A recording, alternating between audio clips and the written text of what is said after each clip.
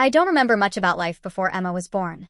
I was only 5, and my world revolved around my parents and the little bubble of attention they gave me. I was their miracle baby, as they loved to call me. They weren't sure they could have kids, and my arrival was treated like the culmination of years of waiting and hoping. Every drawing I brought home was celebrated like I'd painted the Mona Lisa. My parents hung them on the fridge with so much pride you'd think I'd won a Nobel Prize. When I recited a new nursery rhyme or spelled a word correctly, they'd clap and shower me with hugs. Our house was filled with laughter, warmth, and the glow of unconditional love and attention. Then Emma came, and everything changed. At first, I was excited about the idea of a baby sister. I imagined us playing together, sharing toys, and being those siblings you see in family movies, the kind who giggle during pillow fights and conspire on silly pranks. I remember running into my parents' room the morning after she came home, eager to see her tiny face. She was so small, wrapped in a pink blanket, her little hands curling into fists. But as the days turned into weeks, it became clear Emma wasn't like the other babies I'd seen. She cried a lot. Not the soft, whimpering cries I'd heard from my cousin's babies, but loud, piercing wails that seemed to shake the walls. Her face would scrunch up, and she'd scream for hours, inconsolable. She didn't smile when I played peekaboo with her, didn't seem to care when I showed her my favorite toy car. She didn't make eye contact, and as the months passed, my parents started to worry. "She's just a little delayed," my mom said to herself one night as she rocked Emma in her arms. But even I, at 5 years old, could tell something was wrong. The diagnosis came when Emma was 2. I'll never forget that day, sitting in the cold, sterile office as the doctor delivered the news. "Severe autism," he said, his voice clinical and detached. "She'll require significant care and support throughout her life." My parents didn't cry in front of the doctor. They nodded, thanked him, and left the office in a daze. But later that night, I heard them talking in hushed voices, my mom sobbing quietly while my dad tried to comfort her. "What does this mean for her future?" my mom asked. For Emma, it meant an army of therapists, a mountain of appointments, and a house filled with sensory toys and visual schedules. For me, it meant fading into the background. At first, I didn't notice the shift. I was too young to understand the gravity of Emma's diagnosis or what it meant for our family. But little by little, the attention that had once been lavished on me was redirected to her. Every morning, therapists would come to our house, armed with charts, flashcards, and blocks. They'd sit with Emma for hours, coaxing her to say simple words or make eye contact. My parents watched anxiously, cheering for every tiny milestone she achieved. "She said, Mama, today's." While I sat in the corner, flipping through picture books and waiting for someone to notice me. My toys were moved to make room for Emma's therapy equipment. My bedtime stories were cut short because Emma's meltdowns demanded my parents' full attention. Even my favorite blue blanket, the one I couldn't sleep without, was repurposed to help calm her during her fits. I tried to be understanding. After all, Emma needed help. But as time went on, it became clear that my needs weren't just secondary. They were invisible. One day, I came home from kindergarten with a finger painting I was particularly proud of, a bright, chaotic swirl of colors that I thought was a masterpiece. I ran into the kitchen, holding it up for my mom to see. "Look what I made," I said, beaming. She glanced at it for half a second before turning her attention back to Emma, who was screaming on the floor. "That's nice, sweetheart," she said absent-mindedly. I stood there for a moment, holding the painting, waiting for her to look at me again. But she didn't. That was the first time I realized that Emma would always come first. As the years went by, that realization only deepened. Every conversation revolved around Emma, her progress, her challenges, her needs. My parents tried to include me by saying things like, "You're such a good big sibling, helping out with Emma," but their words felt hollow. They didn't see me as a person with my own dreams and struggles. I was just another cog in the machine, keeping Emma's world running smoothly. The worst part was that I couldn't even be mad at Emma. She didn't choose this. She didn't ask to be born with a condition that made life so hard for her, and for all of us. But understanding that didn't make it any easier to swallow. By the time I turned 10, I'd learned to keep my accomplishments to myself. It was easier that way. If I didn't expect anything, I couldn't be disappointed. But deep down, a part of me still longed for the days when I was their miracle baby, when I felt seen, when I mattered. I just didn't know if those days would ever come back. As Emma grew older, her challenges seemed to multiply. Every year brought new hurdles and, with them, New sacrifices that my parents demanded from me, some spoken, some silently expected. By the time she was 5 and I was 7, our house had transformed into what I could only describe as an obstacle course for a child like me, but a sanctuary for Emma. Anything that made a sound or moved unpredictably was deemed a trigger. My toy cars, with their satisfying clinks and crashes, were the first to go. Next, my drum set, a birthday gift I'd barely had a chance to use, was quietly donated without warning. When I asked my mom about it, she said, "Emma can't handle the noise, sweetheart. You understand, don't you?" I didn't, but it didn't seem like I had a choice. The final blow came when my bedroom was moved to the basement. Emma couldn't stand the creak of the floorboards in the room next to hers. I remember standing in the doorway of my new room, staring at the cold concrete walls and the tiny window that let in barely any light. My dad tried to cheer me up by saying, "Hey, you've got your own space now. Isn't that cool?" It wasn't. I tried to be understanding. I really did. But as the years went on, the sacrifices piled up, and I began to feel like a guest in my own home. Emma's needs dictated everything: what we ate, where we went, even how we spoke. Loud voices upset her, so I learned to speak in whispers. Sudden movement startled her, so I learned to move slowly, deliberately. Our house felt less like a home and more like a shrine to Emma's comfort. And it wasn't just about giving things up. My parents expected me to help. By the time I was 7, I was tasked with calming Emma during her meltdowns. My mom would hand me a toy or a weighted blanket and say, "Try distracting her while I clean up." I hated those moments. Emma screaming, the tension in the air, the unspoken pressure to make everything better. By the time I was 10, I'd become an expert in managing her meltdowns. I knew which toys worked best to calm her down, which phrases to use, and which ones to avoid. My parents called me a natural, as if that was something to be proud of. But I didn't feel like a natural. I felt trapped. The breaking point came during 4th grade, when I won the school spelling bee. I'd worked so hard, practicing every night, memorizing words I could barely pronounce. When they called my name as the winner, I felt a surge of pride I hadn't felt in years. For once, I wasn't just Emma's sibling. I was me. I couldn't wait to show my parents the certificate I'd earned. As soon as I got home, I burst through the door, holding it up proudly. But instead of the excitement I expected, I was met with chaos.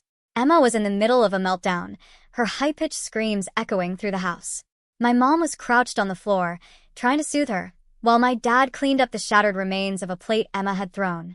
"Not now," my mom said, her voice strained, without even glancing at me. I stood there for a moment, the certificate trembling in my hands. I'd worked so hard for that moment, and it didn't even matter. Slowly, I turned and walked to my room, the tears already blurring my vision. I threw the certificate on my desk and collapsed onto my bed, burying my face in the pillow. That night, I stared at the ceiling, the weight of everything pressing down on me. It wasn't just about the spelling bee. It was about the countless moments like that, birthdays where Emma's meltdowns overshadowed my celebrations, family dinners where all the attention was on keeping Emma calm, and milestones that went unnoticed because something more important was happening with her. I wanted to hate Emma, but I couldn't. It wasn't her fault. She didn't ask for any of this, and I knew she wasn't capable of understanding the impact her needs had on the rest of us. But I couldn't stop the resentment from bubbling up, not just toward my parents for their unrelenting focus on her, but toward myself for not being able to handle it better. As I lay there, I made a silent promise to myself. I would work harder, achieve more, and make them notice me. I thought that maybe, just maybe, if I did something big enough, they'd finally see me again. But deep down, I knew the truth. In our house, there was no room for me to shine. There was only room for Emma. By the time I hit my teenage years, the unspoken rules of our household were second nature. Rule number 1. Emma came first, always. It didn't matter what I wanted or needed. Her meltdowns, her routines, and her comfort dictated everything. Rule number 2. Don't make noise. Noise was Emma's kryptonite. A dropped fork could send her into a tailspin, so the house was eerily quiet most of the time. Rule number 3. Don't expect help. My parents were perpetually drained, their attention consumed by Emma's needs. Asking for their support felt like adding fuel to an already raging fire. I stopped inviting friends over by the time I was 12. How could I explain why the living room was covered in foam mats or why Emma screamed like a siren at seemingly random moments? One time I tried. I invited my best friend, Abby, over for a sleepover, hoping we could pretend, just for a night, that my life was normal. It ended in disaster when Emma fixated on Abby's bright pink jacket, which she kept trying to grab and chew. Abby laughed at first, thinking it was funny, but the situation escalated quickly when Emma became frustrated and started screaming. After that, I stopped trying. It was easier to avoid the embarrassment altogether than to risk exposing my messy reality. I told myself I didn't need friends at home. I could see them at school. But the truth was I was lonely. As time went on, I learned to tiptoe through life, both literally and figuratively. I couldn't leave my shoes in the hallway because Emma might pick them up and throw them. I couldn't leave homework on the table because she might shred it in frustration. I couldn't even listen to music unless it was through headphones, which often gave me headaches. Every part of my life was micromanaged to prevent Emma from breaking down. I understood the logic behind it. Her meltdowns could be catastrophic, leaving my parents exhausted and the house in shambles. But understanding didn't make it any easier to accept. The resentment started quietly, like a whisper at the back of my mind. It wasn't Emma's fault, I told myself repeatedly. She didn't choose to have autism, didn't choose to need so much. But that logic didn't help when I came home from school, eager to talk about my day, only to find my mom too busy calming Emma or my dad too drained to listen. One night, after Emma had a particularly bad meltdown, my mom sat me down at the kitchen table. I thought, for a brief moment, that maybe she'd ask how I was doing. Instead, she said, "You need to be more patient with her. You're her big sibling. She needs you." I stared at her, my chest tightening with frustration. I wanted to scream, "What about me? What about what I need?" But I didn't. I just nodded, biting my tongue, and went to bed, stuffing my feelings down deeper, where they couldn't hurt anyone but me. The hardest part was school. It was supposed to be my escape, my chance to shine outside of Emma's shadow. But even there, her presence loomed. My teachers knew about my family situation, and while they were understanding, it often felt like pity. "You're so strong," they'd say, or, "It must be hard for you at home." I hated those comments. I didn't want to be strong. I wanted to be normal. My grades were good, but not great. I wasn't a natural genius, so I had to study hard to keep up, which was nearly impossible in our chaotic house. The dining table, once my homework station, had been overtaken by Emma's therapy materials. The quiet moments I needed to focus were often interrupted by her screams or my parents' frantic attempts to calm her. By the time I reached high school, I'd stopped asking my parents for help with projects or assignments. It wasn't worth the inevitable response, "Can you figure it out on your own? We're dealing with Emma right now." There were moments when the resentment boiled over, usually in the privacy of my room. One night, I sat on my bed, staring at a math test I'd bombed earlier that week. I'd stayed up until midnight studying, only to be interrupted repeatedly by Emma's meltdowns. I crumpled the paper in my hands, tears streaming down my face. "It's not fair," I whispered to myself. "It's not fair," but the guilt always came rushing in right after. It wasn't Emma's fault, I reminded myself for the 100th time. She didn't choose this, just like I didn't choose to be her sibling. Still, the guilt didn't erase the bitterness. The cracks in my patience began to show more frequently as I got older. One evening, when Emma knocked over a glass of water onto my open laptop, I lost it. "Can't you just keep her away from my stuff for once?" I snapped at my mom, who was frantically trying to clean up the mess. "Don't talk like that," she shot back, her tone sharp. "You know she doesn't understand." "I know," I said, my voice rising. "But that doesn't make it any easier." My mom sighed, her shoulders slumping. "You're her sibling. You're supposed to help her, not make things worse." I didn't respond. What was the point? No matter how I felt, the unspoken rules would never change. As I lay in bed that night, staring at the cracks in the ceiling, I wondered how long I could keep this up, how long I could keep pretending that I was okay living in a world where I was invisible. High school was supposed to be my time. After years of quietly fading into the background at home, I thought maybe I could carve out a space for myself outside of Emma's shadow. I joined the soccer team my freshman year, fell in love with drama club as a sophomore, and worked hard to keep my grades up, even though studying at home was next to impossible. For a while, I felt like I was finally building a version of myself that wasn't defined by Emma. I had friends, hobbies, and ambitions. But even at school, I could never fully escape the weight of my home life. Every invitation to a party, every study session, every chance to just hang out with my friends came with strings attached. I had to check in with my parents, and the answer was almost always the same. "I can't take care of Emma by myself," my dad would say, his voice weary. "She's having a rough day," my mom would add. At first, my friends were understanding. They knew about Emma and tried to be supportive. But as the cancellations and excuses piled up, their patience wore thin. By junior year, the invitations had stopped coming altogether. The constant letdowns chipped away at me.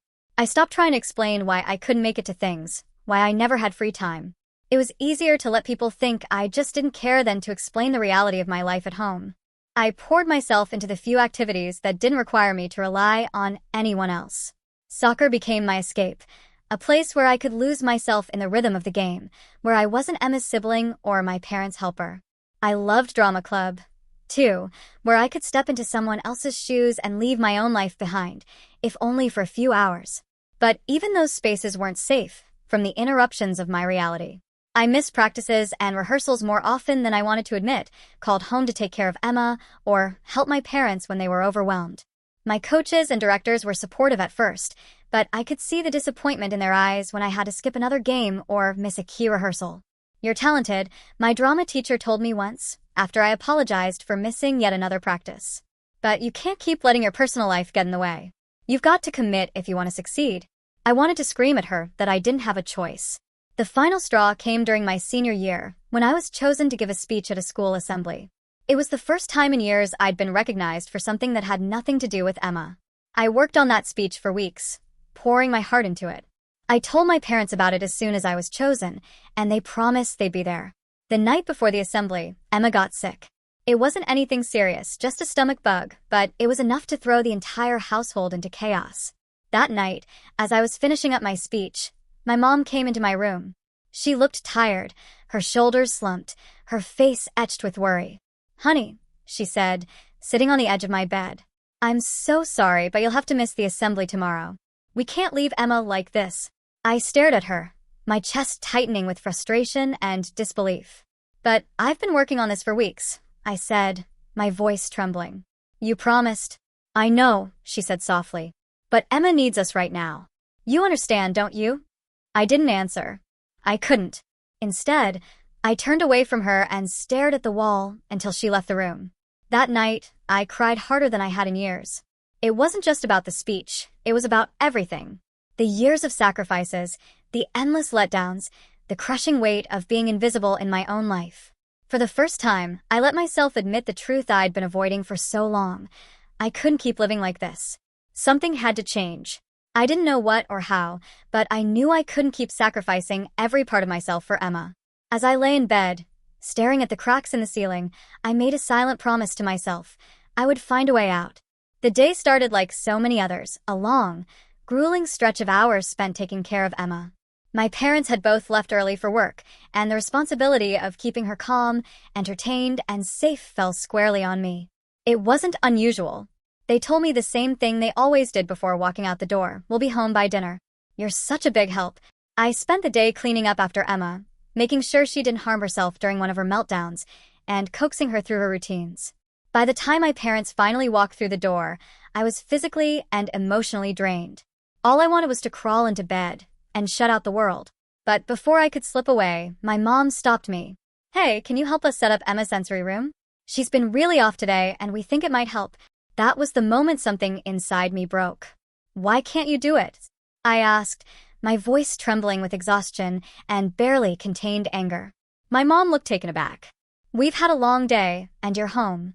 "Of course you've had a long day," I interrupted, my voice rising. "You always have a long day. And I'm always the one picking up the pieces." My dad stepped in, his voice calm but firm. "Hey, there's no need to yell. Let's all just take a breath." "No," I snapped, turning to face him. "I'm done taking breaths. I'm done being the one who sacrifices everything while you two just pile more on me. I'm tired, Dad. I'm tired of all of this." The words tumbled out faster than I could stop them. Years of frustration, anger, and sadness poured out in a torrent I could no longer hold back. I've spent my whole life being ignored and pushed aside and treated like I don't matter. Do you even see me? Or am I just free childcare to you now? My mom's face turned pale, her mouth opening and closing as if she was trying to find the right words but couldn't. My dad sighed heavily, pinching the bridge of his nose. "You know that's not true," he said. "Isn't it?" I shot back. because that's exactly how it feels. Every time I try to do something for myself, every time I have something important going on, it gets overshadowed by Emma. I can't even remember the last time you asked me how I was doing. My mom finally found her voice. "We love you," she said, her tone pleading. "You know we do. But Emma needs us. You know how hard it is for her." "And what about me?" I demanded. "What about how hard it's been for me? Or does that not matter because I'm not the one having meltdowns or throwing things across the room?" The silence that followed was deafening. My parents looked at each other, their expressions filled with guilt and confusion, but they didn't say anything. That hurt more than anything they could have said. I turned and stormed up to my room, slamming the door behind me. My heart was pounding, and my hands were shaking with adrenaline and anger.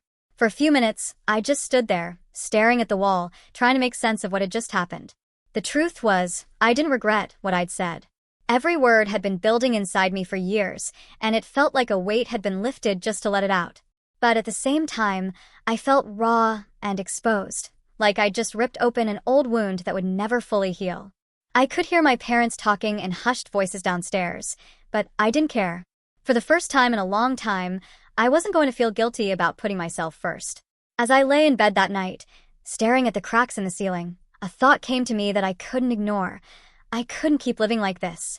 Something had to change, and if my parents weren't going to make it happen, then I would. The decision to leave wasn't one I made lightly, but after that blowout with my parents, I knew I couldn't stay in that house any longer. Every corner of it felt suffocating, every interaction weighted with unspoken expectations. I wasn't living, I was existing for Emma's sake, and I couldn't keep doing it. I spent the next week quietly packing my things whenever I had a free moment. I didn't tell my parents until the morning I was ready to leave. I waited until Emma was calm, sitting on the living room floor stacking her blocks, before I broke the news. "I'm moving in with Grandpa David," I said, my voice firm but calm. My mom froze, a look of disbelief washing over her face. "What are you talking about?" she asked. "I need space," I said. "I can't keep living like this. I need a chance to focus on my life, on me." The reaction was immediate and explosive. "You're abandoning us," my mom snapped, her voice trembling with anger and hurt. "How could you even think about leaving, knowing what Emma needs?" My dad chimed in, trying to sound reasonable but failing. "This isn't fair to your mother. To Emma. You're part of this family. You have a responsibility to us." "No," I said, my voice shaking but steady. "You made me believe that for years, but it's not true. I'm not Emma's caregiver. I'm not her parent. I'm her sibling, and I deserve a life of my own." "You're being selfish," my mom shot back. "Maybe I am," I replied. "But for once, I need to be." My parents stared at me, their faces a mix of anger, disappointment, and confusion. I knew they didn't understand, and maybe they never would. But I didn't let their reaction stop me. I grabbed my bags, gave Emma a soft kiss on the head, and walked out the door. When I arrived at Grandpa David's house, I felt like I could finally breathe. His house was small and modest, with creaky wooden floors and a cozy living room that always smelled faintly of coffee. He met me at the door with a warm hug, his eyes crinkling with kindness. "I'm glad you're here," he said simply. He didn't ask why I was moving in or lecture me about my decision. He just helped me bring my bags inside and showed me to the spare bedroom. For the first time in years, I felt a sense of peace. There were no meltdowns to manage, no unspoken rules to follow, no constant pressure to put someone else's needs above my own. The silence in Grandpa's house was comforting, not oppressive. Living with Grandpa David was like stepping into a different world. He gave me the freedom to just exist without expectations. I started focusing on college applications, something I'd been putting off for months. Without the chaos of my home life, I could finally think about what I wanted for my future. I also picked up hobbies I'd abandoned years ago. I started drawing again, filling sketchbooks with doodles and designs that made me smile. I even reached out to a few old friends, explaining why I'd been so distant and trying to rebuild those connections. Slowly but surely, I began to rediscover who I was outside of Emma's shadow. I wasn't just the sibling who helps, or the responsible one. I was someone with dreams, talents, and a life worth living. That first week, Grandpa David found me in the kitchen one evening, staring out the window with a cup of tea in my hands. "You okay, kiddo?" he asked, his voice gentle. I nodded but hesitated before speaking. "I feel guilty," I admitted, "for leaving, for not being there." He placed a hand on my shoulder. You can love your family and still need space from them, he said. Taking care of yourself doesn't mean you don't care about them. His words stuck with me. They didn't erase the guilt entirely, but they gave me permission to start letting go of the burden I'd carried for so long. For the first time in years, I felt like I was finally beginning to take control of my own life. The distance from home was like a weight being lifted from my shoulders. At Grandpa David's house, I had the quiet and freedom to think clearly for the first time in years. I didn't have to tiptoe around anyone, both literally and emotionally. I wasn't constantly bracing for the next meltdown or apology-laden demand to sacrifice another part of my life. In that silence, the anger I had carried for so long began to unravel. I'd spent years blaming Emma in ways I hadn't fully admitted to myself. Every sacrifice I made, every opportunity one lost, I attributed to her presence. But being away from it all gave me the clarity to see the truth. My anger wasn't truly at Emma. It was at the situation. Emma didn't ask to be born with severe autism. She didn't choose to need the kind of care that dominated our family's lives. My resentment wasn't her fault. It was the result of the choices my parents made, the sacrifices they demanded, and the way they expected me to shoulder burdens no child or teenager should have to bear. Grandpa David was the one who encouraged me to start therapy. "You've been carrying a lot," he said one evening as we sat on the porch. "Talking it out might help lighten the load." I resisted at first. Therapy felt like admitting I was broken, like there was something wrong with me. But the more I thought about it, the more I realized I couldn't keep carrying the resentment and guilt that had built up inside me for so long. My therapist was a kind, patient woman named Clara. During our first session, I told her about Emma, about my parents, about the sacrifices and frustrations that had defined my life. "Sometimes I hate her," I admitted, tears streaming down my face. "And then I feel like the worst person in the world for even thinking that." Clara didn't judge me. Instead, she helped me understand that my anger wasn't about Emma herself, but about the circumstances that surrounded her. She explained that my feelings were valid, that it was okay to feel overwhelmed, and that it didn't make me a bad sibling or a bad person. Week by week, I unpacked years of resentment and guilt. Therapy didn't erase the pain, but it helped me start to make sense of it, to see that I wasn't a monster for wanting a life of my own. After a few months, I decided to visit Emma. It wasn't an easy decision. Part of me was terrified that stepping back into her world would undo all the progress I'd made. But another part of me missed her. I went cautiously, calling my parents ahead of time to make sure Emma would be in a good mood and that I wouldn't be walking into chaos. When I arrived, she was sitting in the living room, stacking her favorite blocks. "Hi, Emma," I said softly. She didn't look up, but she smiled, a small, fleeting expression that warmed something deep inside me. I sat down on the floor next to her, watching as she carefully arranged the blocks in a precise pattern. Seeing her after so much time apart stirred something in me. There was love, yes, but also a deep sadness for everything we'd lost as siblings. We never had the kind of relationship I'd dreamed of when she was born, playing together, sharing secrets, being partners in crime. Her autism had made that impossible, and for years, I'd resented her for it. But now, sitting next to her, I felt something else. Compassion. She wasn't the villain of my story. She was just a girl who needed more than any of us could give her, a girl who didn't understand the sacrifices and pain her condition had caused. When I left that day, I felt lighter.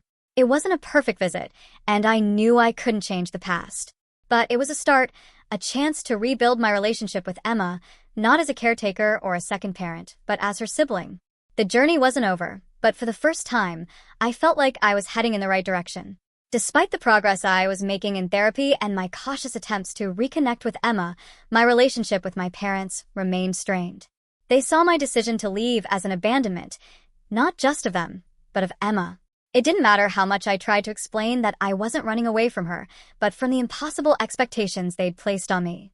To them, I had shirked my duty as part of the family, as though my absence was a betrayal of the unwritten contract we'd all silently agreed to when Emma's diagnosis was first uttered in that doctor's office so many years ago. The tension boiled over during one particularly heated phone call. My mom had called to update me on Emma's progress with her new therapist, but the conversation quickly turned into another round of guilt-laden accusations. "Do you even care about this family anymore?" she asked, her voice sharp with frustration.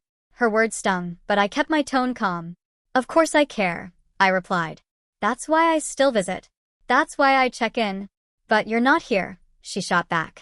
"You don't see what we go through every day. how much we need you. We're drowning, and you've just left." "I didn't leave to hurt you," I said, my voice steady but firm. "I left because I was drowning too. I couldn't keep living like that." "We've all made sacrifices for Emma," she said, her tone softening slightly, as though she was trying to appeal to my sense of duty. "I know," I replied. "But I was sacrificing everything. My time, my opportunities, my mental health, everything. I needed space to figure out who I am, Mom. To live my own life. That doesn't mean I don't care about Emma.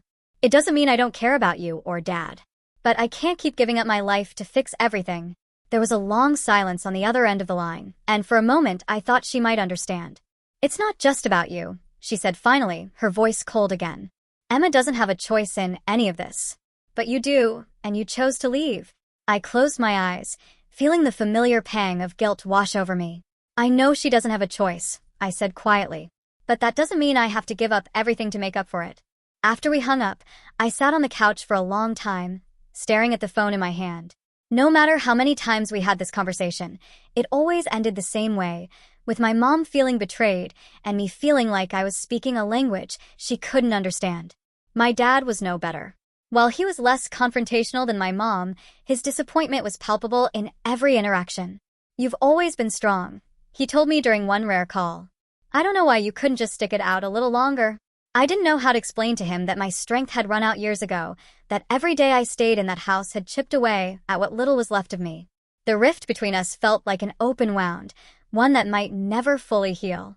I wanted to believe they still loved me, still saw me as their child, and not just as Emma's sibling. But their anger and disappointment overshadowed everything else. Despite the tension, I continued to visit Emma, though my parents' icy demeanor often made those visits difficult. They watched me like hawks, as if they were waiting for me to say or do something wrong, to prove their belief that I'd abandon them for good. But each time I sat on the floor with Emma, stacking her blocks or flipping through picture books, I felt a flicker of hope. She didn't understand the conflict between me and our parents, didn't hold grudges or make demands. In her own quiet way, she reminded me why I kept coming back, even when it was hard. The rift with my parents might never close completely, but I was determined to rebuild my relationship with Emma. I couldn't change the past, but I could try to create a better future for both of us. The tension between me and my parents still lingered, but over time, small changes began to ripple through our family dynamic. After months of insisting they didn't need outside help, my parents finally hired a part-time caregiver for Emma. I don't know what prompted the decision. Maybe it was exhaustion, or maybe it was the realization that they couldn't handle everything alone, but it was a turning point. The caregiver, a woman named Rachel, brought a calm and structured energy into the house. She had experience working with children like Emma and quickly established routines that seemed to soothe her. For the first time, Emma began showing signs of progress. She picked up a few new words, simple ones, like yes and no, but they were monumental in the context of her development. Rachel's presence didn't just help Emma, it helped my parents, too. The extra support gave them a chance to breathe, to focus on things outside of Emma's constant needs. Slowly, the strain on their faces began to ease, and with it, the tension in our interactions. With Rachel taking on some of the caregiving responsibilities, my parents had more time to reconnect with our extended family. Liam and Ella, my younger cousins, started visiting more often, their presence bringing a sense of normalcy that had been missing for years. Liam, now in his early 20s, had always been a steady presence in my life, even during the chaos. He had this way of making everything feel manageable, his calm demeanor balancing out the storm of emotions I often carried. We began talking more frequently, both in person and over the phone, and I found myself opening up to him in ways I hadn't before. Ella, on the other hand, was a whirlwind of energy. At 17, she was still figuring out who she was, but her optimism was infectious. She wasn't afraid to challenge my parents, calling them out when she felt they were being too hard on me. "You guys expect way too much from her," she said bluntly during one visit, earning a mixture of stunned silence and awkward deflection. Their visits reminded me of what family could feel like, supportive, connected, and free of resentment. Emma, too, seemed to blossom under the new routines Rachel had introduced. She still had her moments. Meltdowns were a part of life with Emma, but they were less frequent and less intense. During one visit, I sat on the floor with her as she carefully stacked her blocks, a look of concentration on her face. I decided to test the waters and asked, "Emma, do you want the red block or the blue one?" To my surprise, she looked at me and said, "Red." The single word felt like a victory. I smiled and handed her the block, my heart swelling with pride.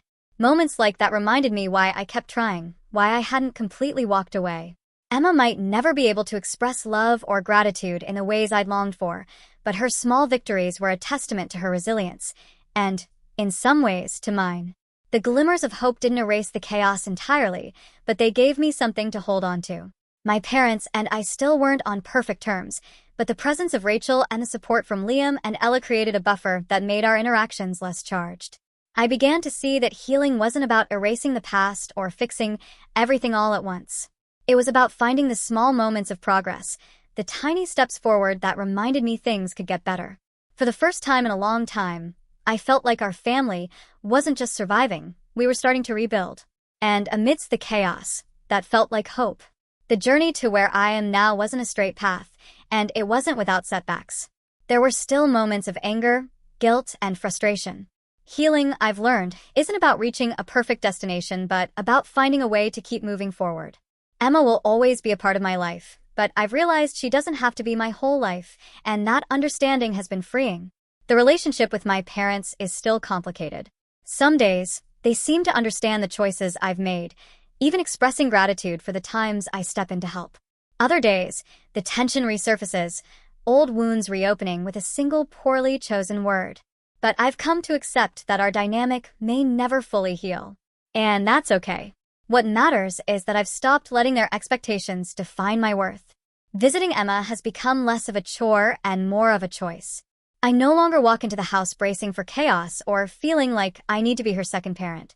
Instead, I approach our time together with a quiet sense of purpose, knowing I can support her without losing myself in the process.